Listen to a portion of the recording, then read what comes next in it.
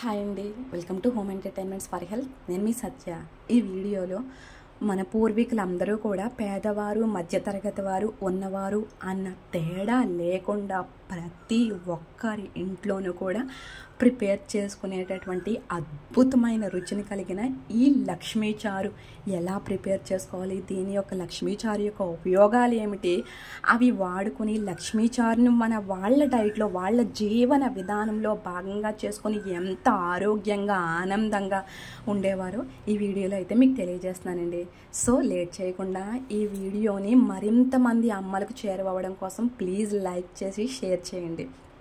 అలాగే మన ఈ home entertainment for health channel సబ్స్క్రైబ్ చేసుకోండి. Thank you so much. ఈ కుండని తరవాణి కుండ అని కూడా అనేవారండి.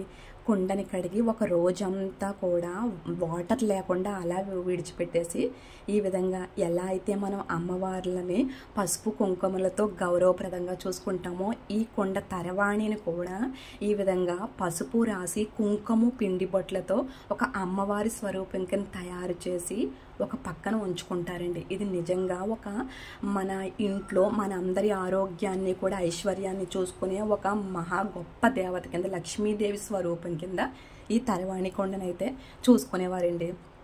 సో ఏవైతే మనం రైస్ వాడుకుంటున్నామో, అన్నానికి వాడుకుంటున్నామో ఆ బియ్యాన్ని మొదటిసారి కడిగేసి రెండోసారి కడిగిన బియ్యంలో వాటర్ని ఈ కుండలో పోస్తారండి. అలాగే మనం ఎసరు పెట్టుకుని ఎసరు మరిగేటప్పుడు బియ్యం పోసుకుంటాము. ఆ రకంగా అన్నం ఉడికిన తర్వాత ఎసరు కాస్త ఎక్కువగానే వేసుకుంటారండి. అంటే ప్రెషర్ కుక్కర్లో పెట్టుకోవడం వలన ఏ విధమైన ఉపయోగం ఉండదండి రైస్ని. సో ఈ విధంగా మనం రైస్ని వార్చుకునేటప్పుడు ఏదైతే ఒక చిక్కని గంజి వస్తుందో లిక్విడ్, ఆ గంజినే ఈ కుండలో అయితే పోస్తారండి. ఇది అనేకమైన పోషకాలు ఉన్నటువంటి గంజి అండి. సో రైస్ ఉడికిన తర్వాత మొదటి అన్నాన్ని కాస్త తీసుకుంటారండి. ఆ పైన తిట్లాగా ఉన్న అన్నాన్ని తీసుకుని ఈ ఒక గంజి వార్చిన 3-4 గంటల తర్వాత ఈ రకంగా కుండలో వేస్తారండి తరవాణిలో. అదేవిధంగా రెండోసారి బియ్యాన్ని కడిగిన వాటర్ని కూడా ఈ కుండలో పోస్తారండి. ఇలాగా 3 రోజులు వేస్తారండి కుండలోని. బియ్యం కడిగిన వాటర్, బియ్యాన్ని రెండోసారి కడిగిన వాటర్ ప్లస్ గంజిని తీసుకుని నేనైతే కాస్త కొత్తిమీర కరివేపాకు కూడా వేసానండి. ఇలాగా ఒక 3-4 రోజులు బాగా పులిసిన తర్వాత ఇలా స్ట్రైన్ చేసేసుకుని ఫిల్టర్ చేసేసుకుంటారు. చూడండి ఎంత చిక్కని పదార్థమో. పైన అయితే వాటర్ లాగా తేరుకుంటుందండి 4 రోజులకు. చూడండి ఈ వాటర్ని ఫస్ట్ ఒక దాంట్లోకి తీసేసుకుని అడుగున చిక్కగా ఉన్నటువంటి లిక్విడ్ని ఈ విధంగా మనం ఏ బాండీలో అయితే మనం లక్ష్మీ చారు ప్రిపేర్ చేసుకుంటున్నామో ఆ బాండీలోకి స్ట్రైన్ చేసుకుని అందులో పసుపు కరివేపాకుని రొబ్బలతో సహాగా వేసేసి కాస్త కారం కూడా వేసి గ్యాస్ని హై ఫ్లేమ్లో పెట్టాలండి దగ్గరగా ఉండి.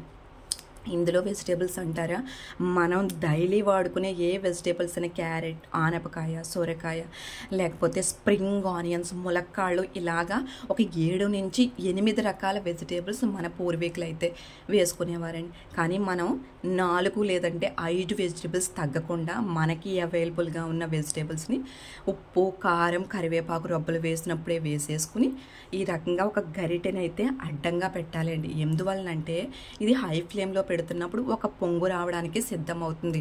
అలా ఒక పొంగు రావడానికి సిద్ధమైన వెంటనే గ్యాస్ని లో ఫ్లేమ్లో పెట్టేస్తే ఈ పైకి చక్కగా తేరుకుని వచ్చినటువంటి ఈ తిట్టంతా పొంగిపోకుండా ఈ గరిట అనేది హెల్ప్ చేస్తుందండి. గ్యాస్ని సిమ్ ఫ్లేమ్లో పెట్టుకోండి. సో ఈ రకంగా ఇందులో బాగా మరిగి దగ్గరగా 20-30 నిమిషముల వరకు ఈ లక్ష్మీ చారు మరుగుతుందండి. అంటే ఇంకా తక్కువగా మరిగించుకుంటారు, కానీ అంతసేపు మరిగితే దీని టేస్ట్ చిక్కగా ఒక సూప్ టెక్స్చర్లో వచ్చి రుచిగా ఉంటుందండి. అలా సిమ్ ఫ్లేమ్లో 20-30 నిమిషాల వరకు మరుగుతుందండి. సో చూసారు కదా, ఈ రకంగా మనం తీసుకున్న క్వాంటిటీకి దగ్గరగా అబౌవ్ హాఫ్ వరకు వచ్చేస్తుందండి.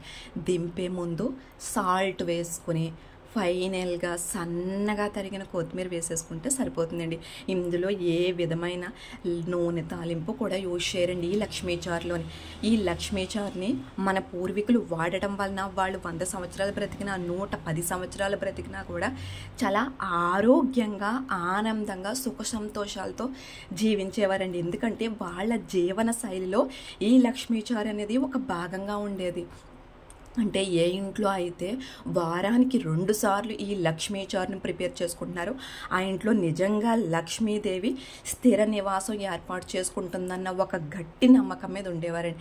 లక్ష్మీదేవి అంటే మన ఆరోగ్యం, లక్ష్మీదేవి అంటే మన ఐశ్వర్యం, లక్ష్మీదేవి అంటే మన సుఖ సంతోషాలు, లక్ష్మీదేవి అంటే డబ్బు మాత్రమే కాదండి.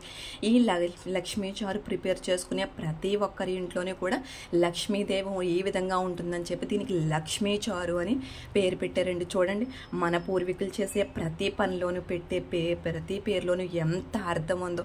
ఈ విధంగా ఫైనల్గా సర్వ్ చేసుకునే దాంట్లో కూడా కాస్త కొత్తిమీర వేసేసుకుని సర్వ్ చేసుకుంటే ఎంతో అద్భుతమైన రుచితో, చాలా చాలా మధురమైన రుచితో ఉంటుందండి. ఇందులో ప్రోబయోటిక్స్ పుష్కలంగా ఉండే మనం తిన్న తర్వాత ఇందులో ఉన్నటువంటి గుడ్ బ్యాక్టీరియా వలన, ఈ లక్ష్మీ చారులో గుడ్ బ్యాక్టీరియా సమృద్ధిగా ఉంటుంది. దానివల్ల మన శరీరంలో నీరసం, ఒళ్ళు నొప్పులు లాంటి సమస్యలు ఏమీ లేకుండా విటమిన్ B12 కూడా మన శరీరంలో సమృద్ధిగా ఉంటుందండి. వెజిటేరియన్స్కి విటమిన్ B12 డెఫిషియన్సీ ఉంటుందని అందరూ అంటారు.